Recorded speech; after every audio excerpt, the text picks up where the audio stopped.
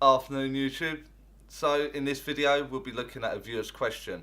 How can I speak more comfortably during a one-to-one sitting or on a platform? So I received an inbox asking me how do I speak in public, and I feel almost naked when I'm working with a client or working on the public platform. And so I suggested I would make a video and try and describe how I managed to get through that situation. So at first, when we're learning, it usually works out that we're working with just on a one-to-one basis, and we do feel awkward. The danger that I always worried about when I worked one-to-one and looking at my client and them staring at me, looking in anticipation or in hope or whatever emotion they were going through, made me feel kind of inadequate for the job that was due to come up. So I would question my ethics, or am I good enough? Can I do this? Am I doing what they want me to do? I don't know if I'm fulfilling my client's needs right now. And the only answer to that one is that over time you learn how good you are, or how good your relationship is with the spirit world, and your relationship that you build with your clientele. And one motion that we go through will be one of confidence. And don't mistake what I'm saying there. That can fall into a bracket of ego or arrogance. But once you're confident with what you're doing in the mechanics of your spiritual work, you kind of get like a faith about you that you're saying exactly what you need to be saying. You're evidentially proving who you have there, and so therefore you absolutely know that you are saying what needs to be said because you've checked all your mechanics and you're with the spirit world. The public platform is slightly different. There is this audience that you have to sort of engage with. Now that audience may be like 3 or 4 people, or up to sort of 300-400 people, but the same mechanics will always take place there. Again, you'll be working with things like your relationship that you have developed over the weeks, months or years that you've been developing, and when you make that platform, you're standing up, and in that very moment you are being judged from the moment you stand and take to that rostrum or that stage or that platform. Now it's very, very difficult to come across as very confident when you have a large audience that are there. You are never gonna please 100% of that audience. There will always be those ones that like you, that like your style, that like your humour, that like your presentation. And there will be others that you've maybe upset along the way, and they don't like the way that you talk, and they don't like your humour, and they think you're offensive. You're just never gonna walk that line 100% in any direction. And so what you have to do is overcome your own inadequacies within your own mind. You'll be self-conscious in some way. Do I look okay? Is my hair okay? Is my outfit okay? And once you've grown past this, you know that you've got to a level where you're presentable, you look good, you've showered, you've washed your hair, you've done your nails, you've brushed your teeth, etc., etc. And so that can be eliminated. However, when we're working from a stage and we're looking directly into the eyes of our client, we found where we need to go and we look there. There are two kind of traps that we can fall into. The first trap can be one that I'm maintaining an eye contact with my client down there in front of me as I stand upon this stage, and I'm only talking to my client. I can shut off from the rest of the audience.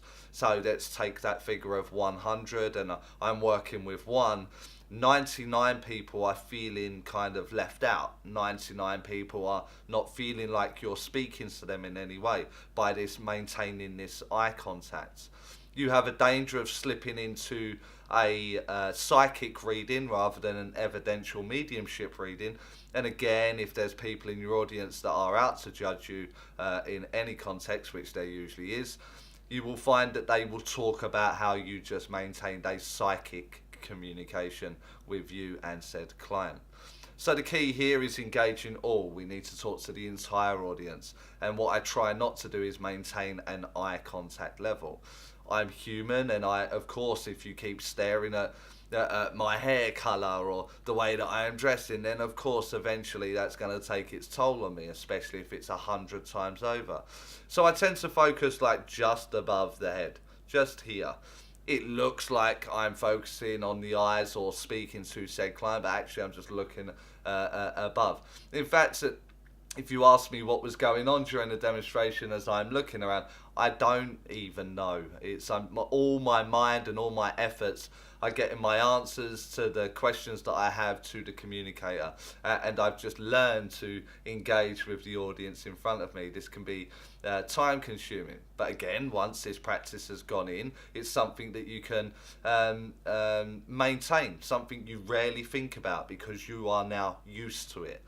I liken it very much to anything that we try and take or bring into our lives. You know, my 17-year-old daughter now is learning to drive a car, and every time I take her somewhere in my car, it's kind of like, don't forget you got to do this, don't forget you got to do that, don't forget you got to do that. And it reminds me, like, that's what I did when I was 17, and I'm just learning to drive and get my driving license, and I've got to remember to mirror and signal and maneuver and the gears and all the stuff that goes with it. Now it's not even a second thought. Grab the keys, off go, in the car, off I go and do it. Not once do I think about what I'm doing. And working with a public audience or congregation, whether that be on the singular as a client or as a larger audience of say 100, the mechanics are no different now. I know what I'm doing, and I have to work with my relationship here that I've developed over the years that I have, asking the questions, receiving it, interpreting it, and then giving it the language for people to listen to, whether that be the singular or the audience. And through this mechanic, I've learned how to handle the one or the audience and keep everybody engaged, or certainly try to keep everybody engaged. So how do I feel less naked, or how do I feel like they're not exploring my being? And how do I maintain this discipline of mind? It's exactly that. I pay no attention to it whatsoever. The way I pay no attention to doing all the things I need to do in my car to drive that car, I've just learned through the process that this is something that I have to do. And now it becomes second nature.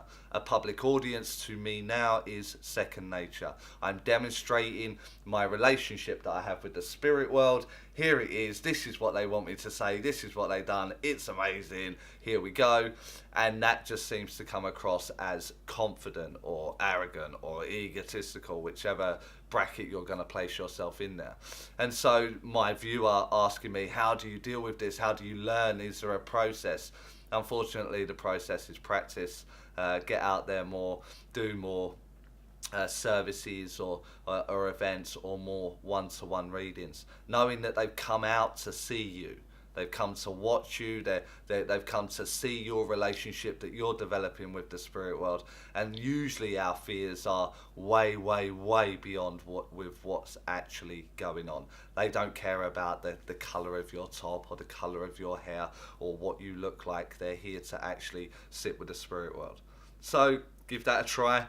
And let me know in the comments of the problems that you have found working with clients or working with a larger audience. Let me know what's happening, and I'll do videos off the back of those comments. As always, I ask you to like the video if it's gave you any value, and if you haven't subscribed already, then hit that subscribe button, and of course the notification bell to be notified of Friday's video. So until then, see you soon.